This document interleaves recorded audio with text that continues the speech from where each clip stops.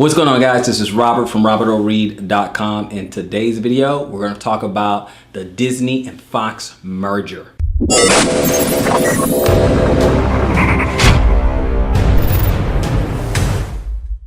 right, guys, you got to hear this. You have got to hear this. I was looking at an article and it's from Ars Technica. Ars Technica.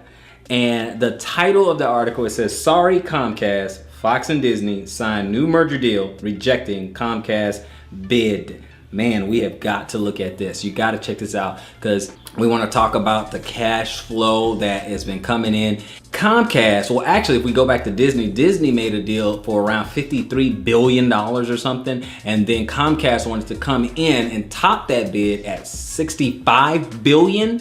And then all of a sudden, Disney comes back and they outbid them for about $71 billion according to the article. But I want to get my facts right, or at least according to the article. So let's take a look real quick. You have got to hear this. Walt Disney Company and 21st Century Fox have struck a new merger agreement, with Fox leadership having rejected Comcast's attempt to outbid Disney. Under the amended acquisition agreement announced today, Disney would buy Fox for $71.3 billion in cash and stocks. This comes 1 week after Comcast offered Fox $65 billion in cash, which topped Disney's previous deal to buy Fox for $52.4 billion in stock.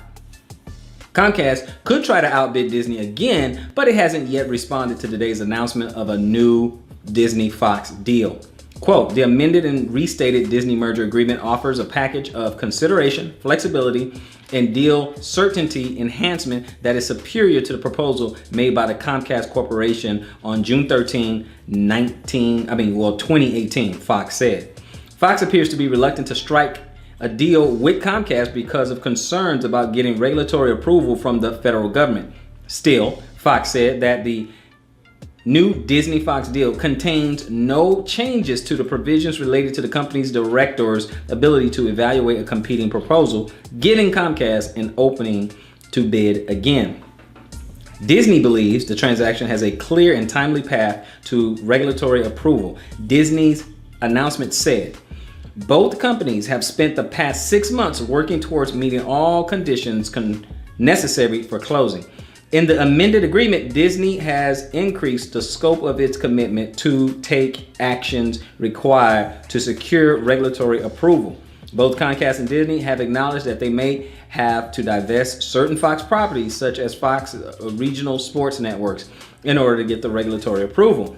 In a potential Comcast-Fox deal, regulators could examine whether Comcast would gain too much negotiation leverage over rival cable and satellite TV companies that have to purchase access to Comcast-owned programming. Disney, which already owns ESPN and ABC, could also face regulatory scrutiny of its ability to charge high prices for programming. After AT&T's court victory allowing it to buy Time Warner last week, Comcast has reason to think that a Fox-Comcast deal would be approved." Okay, guys, you have it there. Now, there's a lot of money being thrown around. It went from $53 billion to $65 billion. Now it's all the way up to $71.2 billion. That is the cash flow portion of this video. But now we have to consider the possibilities if you are indeed a Marvel fan. Now, we've been talking about the Marvel MCU on this channel, or we just talk about superhero movies in general, and we talk about box office numbers. But make no mistake, I am indeed a fan of superhero and Marvel movies, and I'm just talking about the numbers because they are huge. Okay, these are some huge numbers. If you've been watching Infinity War, if you just, I don't know what rock you've been living under if you haven't seen it as of yet, but you see that, and then what, a couple of weeks back you had Deadpool 2, we got Ant-Man and Wasp before us as the filming of this particular blog. And so there's a lot of money going around, and what it would mean if this Disney-Fox merger goes through is that you get some of Marvel's property or some of their characters, namely the X-Men universe and of course Fantastic Four, and by extension Deadpool, will be able to come to the MCU where you have the Infinity War going on right now as it stands. So there's a lot of possibilities out there for this if this goes through. Obviously, most fans, such as myself, wanted to go through with Disney so that the characters can, in a sense, come home to where they belong. Comcast being in a mix, I mean, right now it could be a play of just driving up the price. I mean, I do honestly think that they want the property, but for all the wrong reasons as far as those characters. Otherwise, you could just kind of split things up, but there may be something deeper and way over my pay grade to understand in the logistics of making a deal like this happening, or for them not thinking of just kind of separating some of the properties, whether it be the comic book characters, whether it's the other networks for the sports and things like that. We don't know. Time will tell. We'll figure it out as it goes along. But as it pertains to the box office and Marvel and Disney and Fox, this is some exciting news because we've been waiting months, as much as 6 months or more, and this could actually happen. And if it does, consider the possibilities for all you comic book character fans, all you Marvel fans out there.